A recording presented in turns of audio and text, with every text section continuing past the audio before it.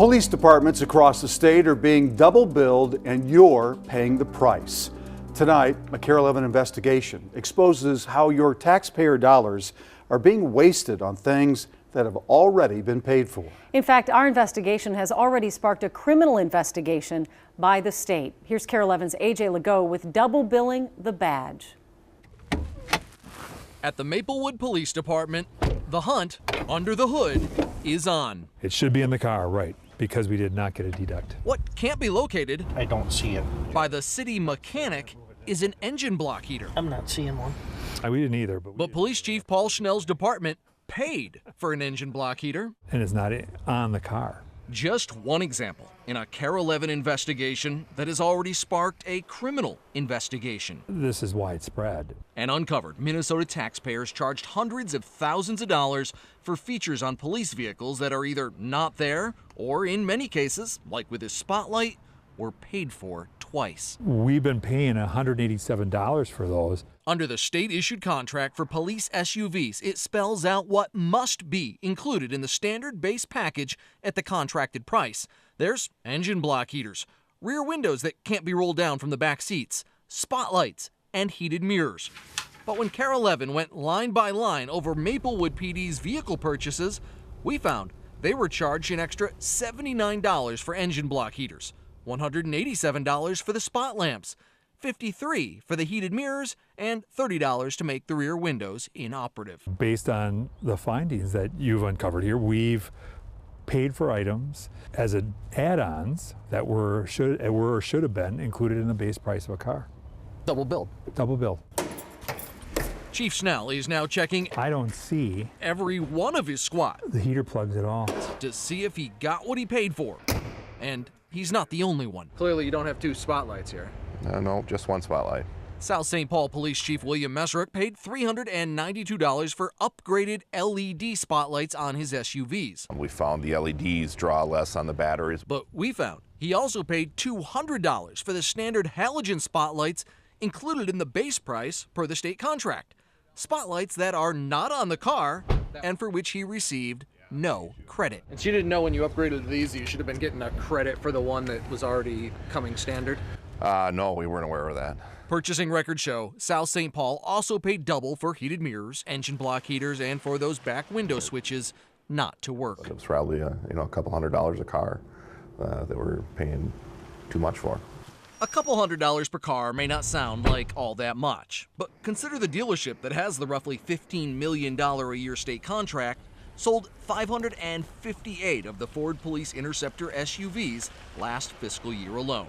We're talking real money here. I can't imagine what the dollars could add up to. I can't imagine. KARE 11 reviewed the SUV purchases of 20 different police and sheriff's departments. We discovered at every single one of them double billing. It happened at smaller agencies such as Rosemont, Apple Valley, and Brooklyn Center. Midsize, such as the Stearns County Sheriff's Office. I was paying for two, but only getting one. And even at the major metro agencies like St. Paul and Hennepin County. Curtis Haas is the finance director in charge of purchasing the Hennepin Sheriff's Office vehicles. Across the state of Minnesota, the taxpayers are paying for things that they aren't getting. So, who's responsible? Who's pocketing hundreds of thousands of taxpayer dollars double billed on Minnesota police vehicles? Our search for answers takes us north to Fergus Falls, Minnesota. A car dealership here, Nelson Auto Center, has the state contract to sell police SUVs. The point man was fleet manager Jerry Werner. Nelson Auto Center offers a variety of vehicles. It's Jerry's name on all the double-billed invoices we discovered, which is why we're paying a visit to his 5,696 square foot riverfront home. Mr. Werner, AJ Legault, I'm from KARE 11 News. I wanted to talk with you about the double billing issue going on with the police vehicles. Yeah, no comment. Well, this was going on a long time. Were you intentionally trying to rip off police departments? We wanted answers from Jerry Werner. What we got was a closed door and a call from an attorney who said his client, Jerry Werner, did not do anything wrong and had no intent to defraud anyone. Is this just a case of bad bookkeeping? Or did Jerry Werner and Nelson Auto know about the double billing and continue to do it? In 2015, Stearns County noticed they were being double billed. That's true. So Lieutenant Robert Dickhouse emailed Jerry Werner with a question. Do I need to pay for this spotlight, or is this something that's included? And the response I got was, oh, that's included. Also in 2015, St. Paul police contacted Jerry Werner about double billing and received this refund check for more than $13 grand. From then on, St. Paul and Stearns were, for the most part, properly billed. But many other departments like Maplewood continue to be charged double. At what point does this become criminal? After Carol Evan first spoke with him, Chief Schnell contacted the BCA, which has opened a criminal investigation. Brent Nelson, the owner of Nelson Auto, won't go on camera pending the outcome of the BCA investigation, but tells Carol Evan the dealership launched a full internal audit that to date has identified about $700,000 in improper billing. And a decision was made to terminate the prior fleet manager, that's Jerry Werner, who Nelson's claims took 100% responsibility for the situation. There was a wholesale level of error at a minimum, deception more likely. Well, Nelson Auto has sent out this letter to police agencies statewide promising at the completion of their internal review that they will promptly issue an appropriate refund. That's about 700,000 tax dollars being returned. And as we told you, the state has launched a criminal investigation. We've been telling you about problems we've uncovered, and we're happy to report in the wake of our investigation, there's action. Not just here in Minnesota, but across the nation. Thousands of veterans finally getting the help they need after years of painful delay. From Vietnam I got all blue to hell. to Iraq and Afghanistan, We hit a pressure plate. they served their country I paid a price. and came home with scars. Oh yeah. Some visible, This one here is a pretty good one here. some seen only by those who know them best. I started realizing that the guy that I married I wasn't really sure who was going to wake up every morning. TBIs can be difficult to recognize, so VA policy states only 4 types of highly trained specialists are allowed to diagnose them. But our investigation found that did not always happen. We will get it solved.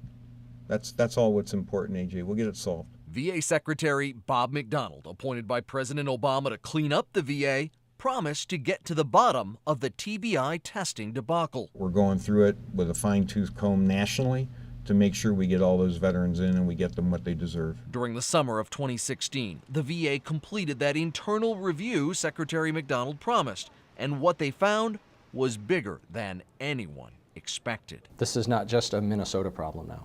No, and it started out as a Minnesota problem. David McClinican is the VA's Deputy Undersecretary for Disability Assistance. The expectation was that they should initially see a TBI specialist. Yes, that was the expectation. That didn't always happen.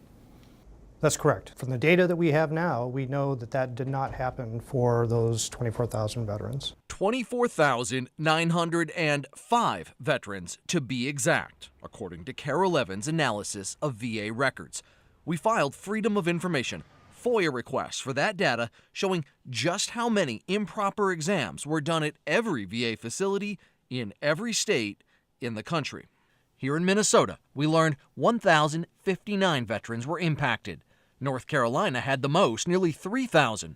Georgia had more than 2,000, and so did Washington State. What we now know is veterans in big cities and small towns all across America were the victims of what the VA admits was an injustice. I'm happy that we've identified this problem and we're attacking it, and I regret that it happened. Before we hold hands on the beach and sing Kumbaya, we need some accountability here. Congress held a hearing. Here I'm reading a news story you probably saw. Citing Carol Evans' reporting. Last summer we were starting to hear rumblings in Minnesota that they weren't getting the right exams. There was a tenacious young journalist named A.J. Legault who did some really fantastic journalism, some really fair reporting and work at the Minneapolis VA.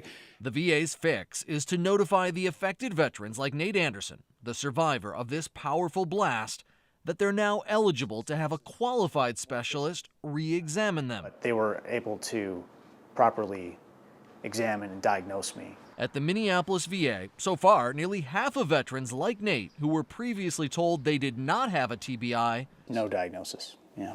when re-examined by a specialist, did have a brain injury. That retesting is now underway for veterans nationwide. Without a doubt, it was a national problem that we're fixing now. For Nate, Right. the fix took a 7-year wait for the VA to acknowledge his invisible wound. Yeah, 7 years for an answer is quite a while. Nearly 25,000 veterans finally being offered the care they deserve. Some have also received checks for tens of thousands of dollars in benefits previously denied. Well, action taken tonight in response to a Care 11 investigation. The Department of Veterans Affairs is making major changes in how they respond to veterans' phone calls, promising to shut down an antiquated call center. Investigative reporter AJ Legault, who broke this story, is here to tell us how that happened. And great work on this, by the way, AJ. Thank you, Julie. What our investigation revealed was a big disconnect. Veterans being routed to deactivated or never answered phone lines. We're now happy to report that is about to change. Everyone has a story. Yeah. Up until now, Bob Morris's was one of denials, defeats, and delays. Very frustrating. From frustration to vindication. Bob Morris has done a service for all veterans across the country.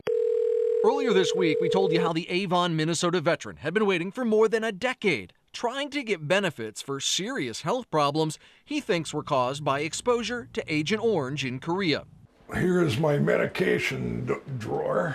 To add insult to injury, when he called the VA about a hearing date, he got one number that was disconnected and offered him private veterinarian services. For VCA University Veterinary Clinic.